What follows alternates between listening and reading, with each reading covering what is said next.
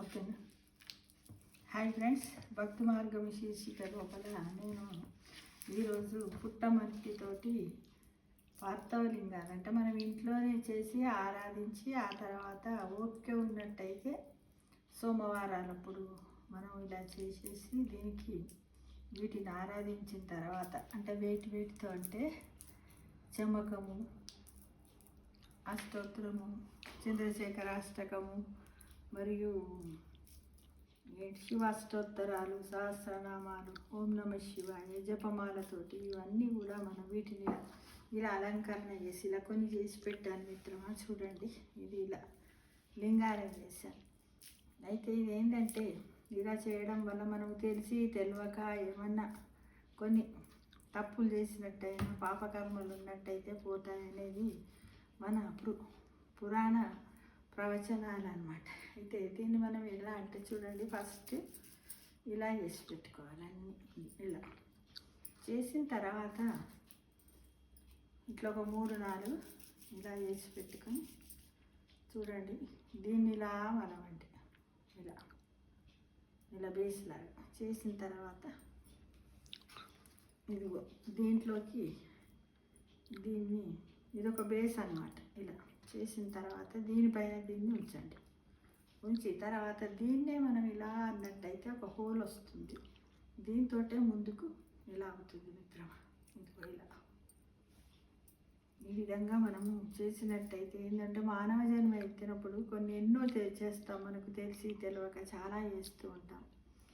ఈ విధంగా లింగాన్ని మనం తయారు చేసి అంటే రోజుకొక లింగం చొప్పున అర్చన చెయ్యాలంటే మనకు వీలవుతుంది కాదు. కొన్ని దేవాలయాల్లోకి వెళ్ళి మనం ఏం చేస్తాం, అభిషేకాలు చేస్తూ ఉంటాం. వేటితోటి, పాలతోటి, పంచామృతాలతోటి, చెరుకు రసాలతోటి, పండ్ల రసాలతోటి చేస్తూ ఉంటాం.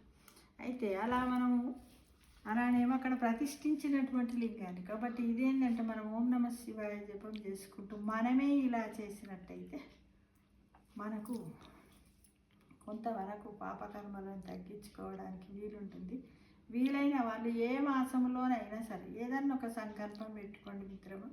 పెట్టుకొని వీటిని ఈ విధంగా చేసుకుంటూ ఇలా అంటే కాకపోతే ఇలా చేయాలి. మరి పుట్టమన్నును ఎలా తయారు చేయాలి అంటే మనం ఫస్ట్ పుట్టమన్ను తెచ్చి దాన్ని ఎండబెట్టాలి. నేను ఆ విషయం చెప్పడం మర్చిపోయాను. ఎండబెట్టిన తర్వాత జల్లించాలి. ఇసుక రేణువులు లేకుండా చేసి తర్వాత దాన్ని ఇలా చేసేసి ఇలా చేసుకుంటే బాగుంటుంది. చూడండి, ఈ విధంగా శివలింగాన్ని చేసి ఇలా మనం 51, 21, 12, 108 లేకపోతే 365 ఈ విధంగా మనం చేసుకుంటూ మనకి ఎంత వీలైతే అంత చేయాలి మిత్రమా.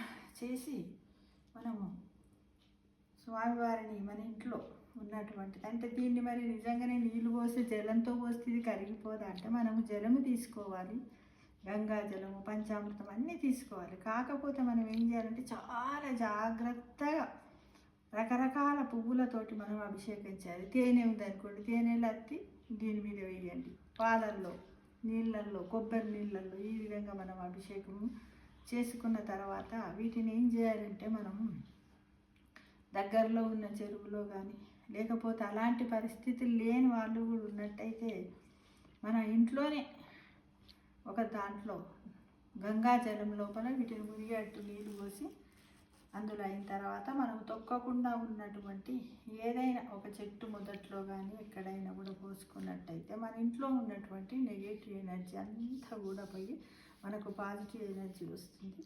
మనం చేసినటువంటి పాపకర్మల నుంచి మనము కొంతలో కొంత మనము ఉపశమనం పొందుతామని మన పురాణ ప్రవచనాలు చెప్పాయి.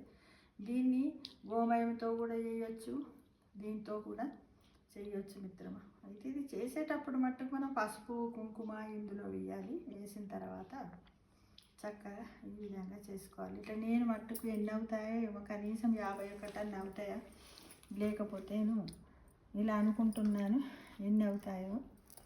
సంవత్సరంలో ఎప్పుడు వీలైతే అప్పుడు స్వామివారి దయ ఉన్నట్టయితే ఎన్నిటిని ప్రసాదిస్తాడేమో. 365 చెయ్యాలి, పూజ చేసుకోవాలని సంకల్పం ఉంది. ఇవన్నీ అయితే అన్ని చేసేసి దీనికి ఇలా చేసి నాకు వీలైతే ఇంట్లో, లేకపోతే చెరువు దగ్గరికి గట్టు దగ్గరికి వెళ్ళి అందులో వదులుతాను. అందులో ఏమీ లేదు, మనం మాత్రం మంచిగా ఓం నమ శివాయ, ఏమి చదవరాని వాళ్ళు ఓం నమ శివాయ జపం చేసుకుంటూ అక్షంతలేసి దీపారాధన చేసి, మీకు తోస్తే మీకు చేతనైతే మహానైవేద్యం అంటే వండి పెట్టండి, లేకపోతే ఏదో పండో ఫలమో పెట్టండి.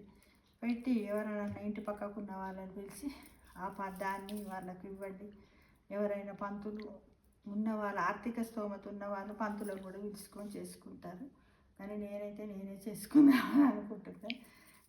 ఇలా దక్షిణ కూడా ఇచ్చుకోవచ్చు, చేయొచ్చు. ఫస్ట్ అన్నీ ఇలా చేసి పెట్టుకోండి మిత్రమా. ఇదిగో ఇది 4 చేశాను, కొన్ని చిన్నగా చేశాను, ఇది చాలా పెద్దగా చేశాను. ఈ విధంగా బేసులాగా చేశాను, ఇవన్నీ చిన్నగా చేశాను. వాటి కింద కూడా చిన్నగా పెట్టి చేశాను అనమాట. ఈ విధంగా ప్రతి ఒక్కరు కూడా చేసుకోవాలని మీ అందరిని కూడా ఆశిస్తున్నాను. అందరికీ సర్వేజన సుఖినో భవంతు.